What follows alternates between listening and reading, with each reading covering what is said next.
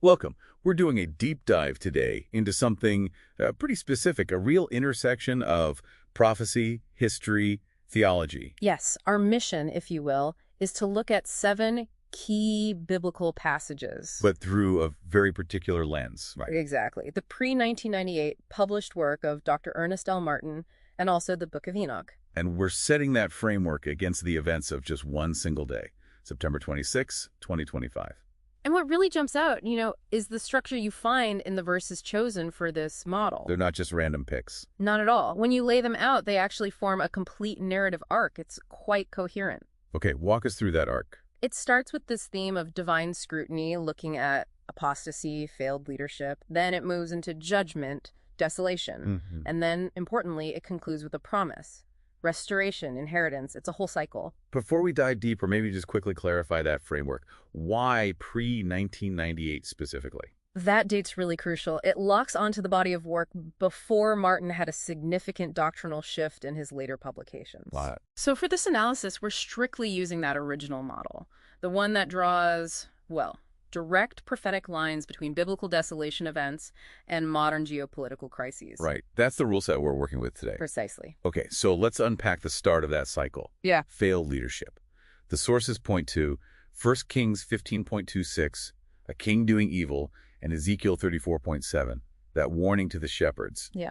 Applying this model, where did that failure manifest on September 26, 2025? Well, according to this framework, it hits first and hardest right in the crisis around Zion. Okay. Martin's earlier work specifically links the Book of Lamentations prophetically to what he termed the Great Tribulation, that intense suffering before renewal. And the 2025 connection. September 26th saw the Israeli ground invasion of Gaza City reach a really intense stage. Creating a parallel to Lamentations 1.4. Yeah. The ways of Zion mourn, her priests groan. Exactly. The source material makes that metaphorical leap. It connects the ancient lament to frankly, the physical horror of that day. The mass exodus, the collapse of services. Yes, over 250,000 civilians fleeing. But the specific resonance in this model is the healthcare system collapsing in Gaza. How so? The framework sees doctors, medics, the healers as modern equivalents of the priests, the traditional healers of society, of the soul. Ah, okay. So their breakdown, being overwhelmed, fleeing, that becomes the modern groan of the priests during this period of profound desolation. It's a specific interpretation. That's a powerful image. And that kind of failure, starting there, it sort of ripples outward, doesn't it, to the global system? It does. If leadership fails in the Holy Land, the model asks what happens when it fails in the global superpower, the prophetic Babylon. Which leads us to Jeremiah 51.1, the deadly burning wind. Right. Which this framework identifies with the end times global power, generally interpreted as the United States. And on that specific day, September 26th. The model points to 2 kinds of destabilizing wind hitting the U.S. One external, one internal. Okay, let's take the external first. What was that? It was technological, economic, that U.S. executive order finalizing the deal to put TikTok under American ownership. Which wasn't just a business deal. No, not in this reading. It symbolized the escalating tech Cold War, that economic friction, especially with China.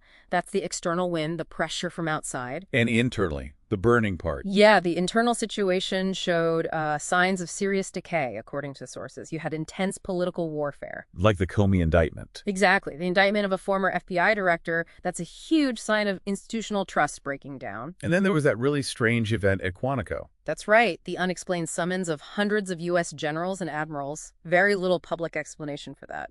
Which felt odd even to seasoned observers. Yeah. How does the framework interpret that? It points towards a deep internal fragility, maybe even rot, within the security and political structure. So the superpower looking vulnerable. Yes. That the nation perceived as the global anchor is actually internally compromised, fitting that profile of a nation facing a judging wind, shaking its foundations.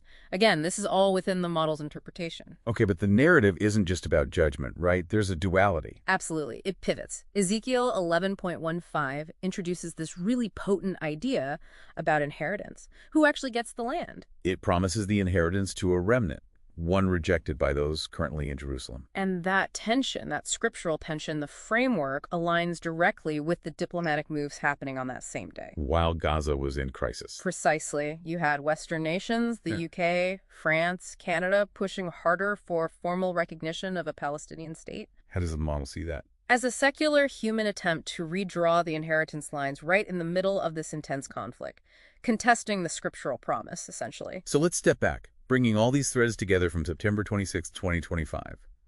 What does this convergence suggest about this specific way of reading prophecy? Well, the striking thing, for those who followed the specific Martin Enoch framework, is how it seems to map onto that single day. You mean the confluence of everything? Yeah. Intense political division and decay in the West, happening at the same time as profound physical desolation and major diplomatic shifts concerning the Holy Land. The resonance is the key takeaway here within the model. It is. The alignment of those distinct pressures on that specific date is what proponents would highlight. And yet, despite all the judgment and desolation themes, the cycle ends, according to the sources, with 2 Kings 20.5. A promise of healing. Restoration for a leader, specifically. Which leaves us, and you listening, with a final thought to maybe mull over. Yeah. Does this whole cycle, as laid out in this specific model, imply something fundamental? That perhaps real restoration, whether it's political or spiritual, is somehow always dependent on going through a period of intense crisis and internal reckoning first. Something to consider.